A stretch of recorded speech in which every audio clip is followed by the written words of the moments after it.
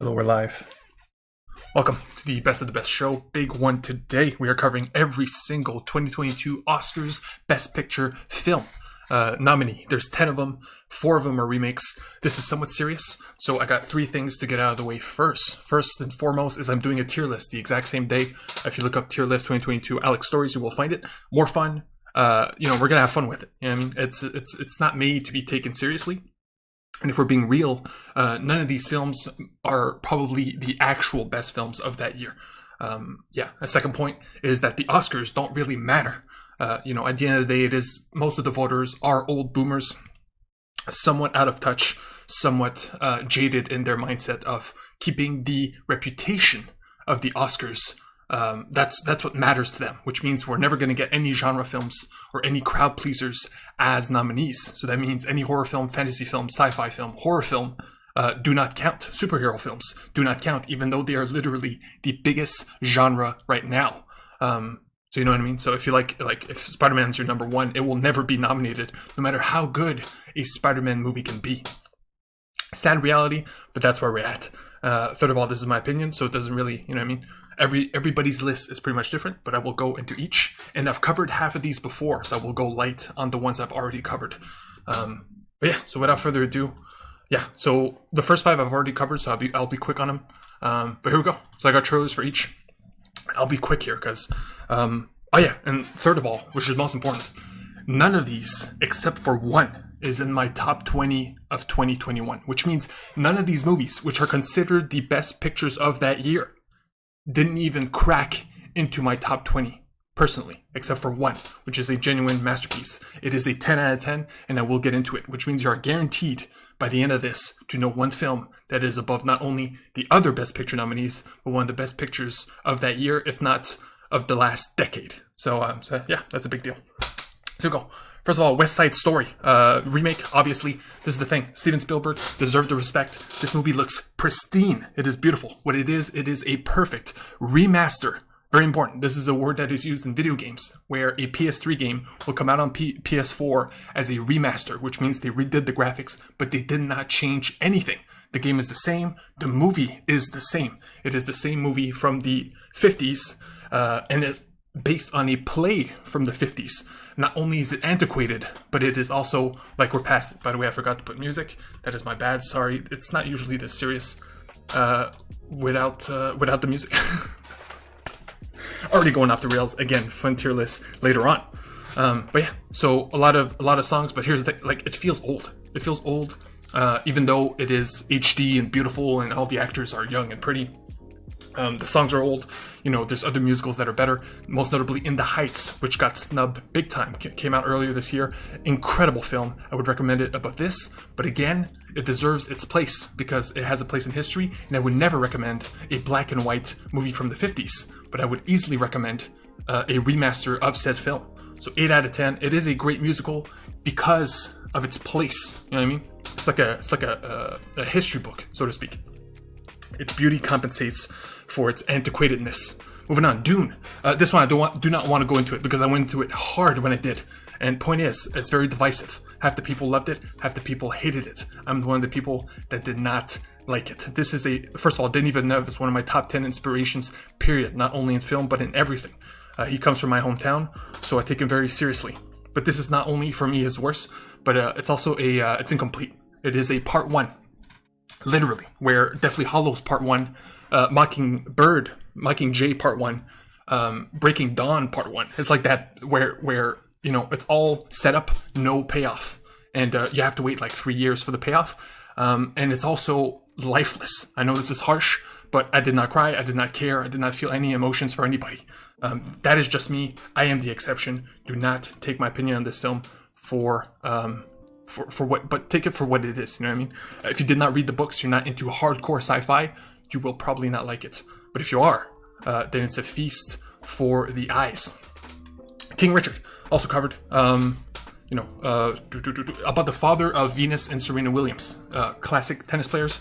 Very, it's a biography. The Oscars love their biography. It is fantastic, though. It's like plain bread, you know what I mean? It goes down easy. It won't upset anybody. You will be excited by the tennis games, you know what I mean? But it is safe. It's one of those like safe movies where, but it is fantastic. You know what I mean? It's a 9 out of 10. I really loved it. You will probably love it too. Probably nobody has complaints about this one, but nobody is like, it's nobody's favorite. King Richard, if you're interested in the story, you will not be disappointed. Belfast is the hardest one, which is why we're watching the trailer. There's always a black and white nominee. It's like obligatory. It's kind of a meme at this point. So this is your obligatory black and white film of the Oscars. Like, this is a bad example because they're showing location shots from the beginning. It's entirely black and white, trust me. It is very personal. Roma was the same example a few years ago from Alfonso Cuarón. This is from, damn it, what's his name? I forgot his name. I apologize. But that's how it goes when you're quick on the brain. But yeah, Kenneth Branagh, baby, right there, saving me. But yeah, this is his life, literally. This is his childhood. He wanted to showcase it. He is now mature enough so that he can look back. But it is, because it is so personal, there is no like clear plot. It is like a kid's eyes view. So there's something lacking there. And if you're not into black and white films, this will not change your mind. But if you want to know more about this guy's life, it's worth checking out. It's an 8 out of 10. Great film. Power of the Dog, the last one I covered before. If you love Benedict Cumberbatch, you're into modern westerns with a unique take. There's no action here. You know what I mean? It is an old school cowboy where the times are changing. We are coming into modernity, and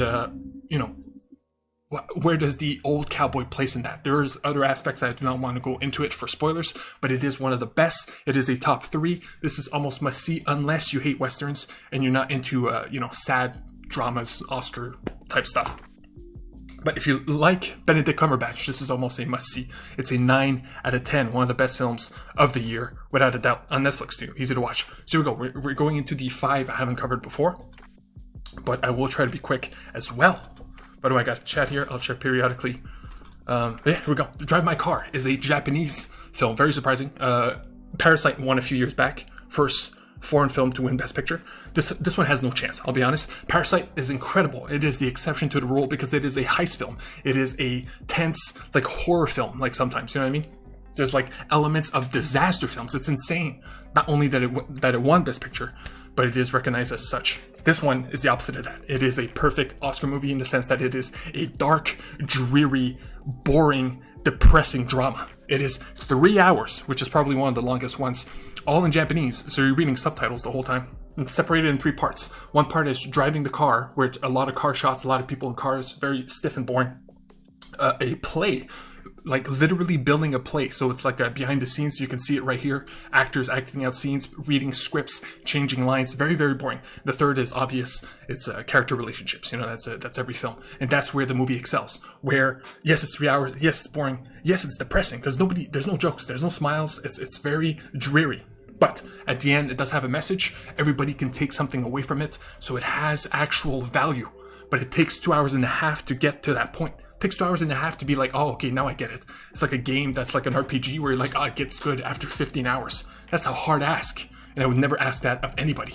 But it's still worth it. It's a 7 out of 10 good film. But again, I would not recommend it to anybody. Nightmare Alley is a feast. This is what I call a cinematic feast. It is incredible for the senses. It has incredible sound, incredible production design, best production design of the year, of anything, not just the Oscars. Nobody does Rain as good as Guillermo del Toro.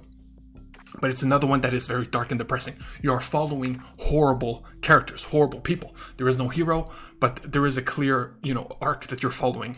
And all the actors kill it, everything kills it, but again, it is very dark. It's not something you want to rewatch, even though it is incredibly beautiful. But it is one of the best ones this year, like top 3, in the same way Power of the Dog is. This is the other one, and there's the 10 out of 10 masterpiece still coming up. This is not it. But in terms of everything other than you feeling good, it is as good as an Oscar movie can be. And it's a 9 out of 10. Nightmare Alley, fantastic stuff. So here's where I get these I did not like. Licorice Pizza from Paul Thomas Anderson is very it's aimless. There is no plot. There is no point A to point B. It is very much you're following these characters and you're just seeing where they go on these weird like side missions. It's very inspired by Once Upon a Time in Hollywood, where Tarantino did the same thing. So your mileage will vary where, depending where it goes, to the point where this is about 2 young actors. One is 15. The boy is 15. The girl is 25 in the movie. So already we're dealing with some creepy relationship stuff here. There's like some casual racism, which, okay, fine for boomers, but like, come on, we're past that. And this is the #1 boomer film. I'm extremely worried that this will win because it has a lot of old actors, showing off their prowess. And a lot of, like, every time the movie sucks, it goes to, like, Sean Penn being like, oh, look how cool Sean Penn is. Or Bradley Cooper, like, being over the top and, representing old Hollywood. It's a lot of pandering. And again, it's aimless. Now, there's a clear, point here. There's the love story in the story. But there's nothing to latch onto. And it's one of the ones I like the least. If you're above 60, this might be your favorite because it will literally bring you back to those times. But we're past those times, and we're past... that's it. That's pretty much it. 6 out of 10. I really did not like Licorice Pizza. And speaking of which, Don't Look Up on Netflix. Dear Lord. This is half comedy, half drama. The director used to do comedies. He did Anchorman 1 and 2, and then he moved on to dramas. And he upgraded in terms of Oscars because he's been nominated before, which means he now has access to literally the best actors in the business. This movie represents that, where there's like over 12 actors. All of them are the biggest names that exist right now. It's pretty impressive. Here's the problem. If you're going to do a comedy, you need comedians. There's an obvious no drama actor can do comedy. Comedy actors can do drama and vice versa. But there's always, Jonah Hill is not known for his dramatic acting. In the same way Leonardo DiCaprio is not known for his comedy. And here's the major problem. First of all, it's very casual, where like its message is clear, right? It's a allegory for global warming, but it's not like anybody who knows this stuff, who does like a minimum of research, who cares a little bit about the planet, knows everything that is said here. It's good for the younger audiences because it might wake them up sooner than they would. But unless you're 16, you know what I mean? I would think a 16-year-old knows most of what is said about, our current culture and how bad it is. And, man, the actors. So bad. Anyway, I gotta look at the poster here because I gotta give you the two worst. Mark Rylance plays like a Steve Jobs type. Man, I love Mark Rylance. He's one of my favorite actors. Worst one here. And Jonah Hill by far. Because Jonah Hill hasn't done comedy since the comedies he used to do over 10 years ago. And here's the thing. He literally goes back to that persona of being like a young 20-year-old, fat boy, like frat type of... it doesn't work. It's juvenile. You know what I mean? And I know that's the point.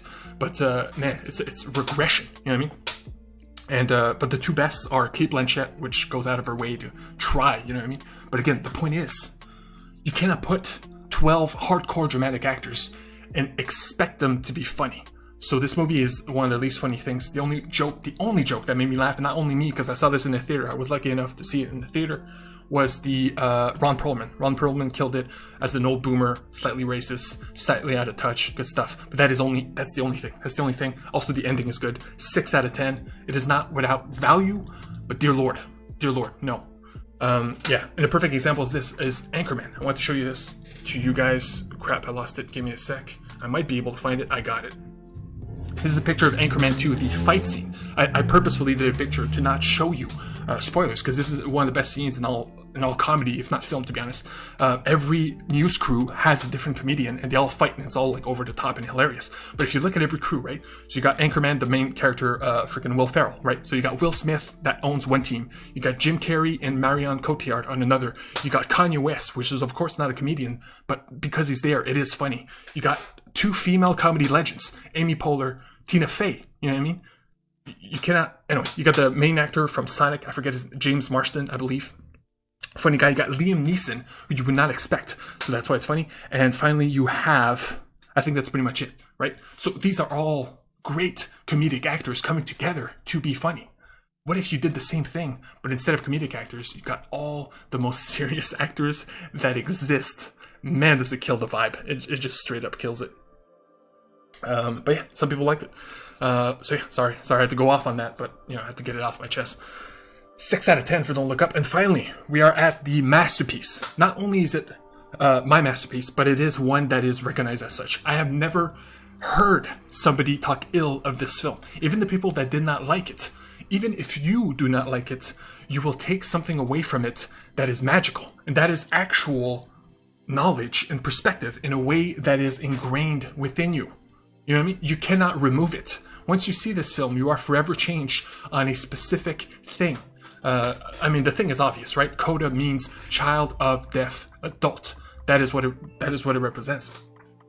And all the actors are deaf. The three, except for the main character. The main character is the child of deaf adults, which means the two adults and her brother are deaf, not only in the film, but in real life. This is also a remake of the French film, but the French film is much weaker in comparison, especially because the parents are not deaf in that one. That's pretty crazy. You could not... Anyway. So yeah, not only is the representation strong, the comedy is extremely strong. It has like some of the best comedy this year. Man, I cannot... It's pure magic. You know what I mean? It's one of those movies that you have to see it to believe.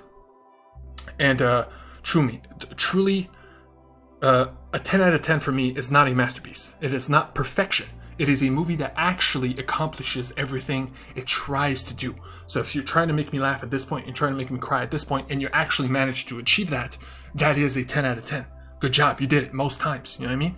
The actual masterpiece is something that goes above that and actually has an impact on society and changes you as a person once you've seen it. This is one of those films. And it's not just me talking. Trust me, this is not only the front runner, but I've never heard somebody talk ill of this one. It's on Apple Plus. It will cost you $6 to sign up through Apple Plus. It is worth it just for this film alone. And I cannot put it over enough. Okay, Coda is a 10 out of 10. Not only the best picture should be the winner, but by far out of all of these, but it's also probably, top 3 best of the year, period, for anybody who's seen it. Even if you've seen Spider-Man, even if you've seen a horror movie you love, or an animated film that deserves it more, this is special. So please, check out Coda. Hopefully it wins. If it does not win, it will be a depressing and boomer film. That is the reality of this situation. All of these are old remakes. Even Nightmare Alley, which I love, or Power of the Dog, which is a Western, are antiquated genres and or ideas or films. You know what I mean? Coda is the only one that feels fresh, that feels new, and it's crazy. So yeah, that's pretty much it. I made this video.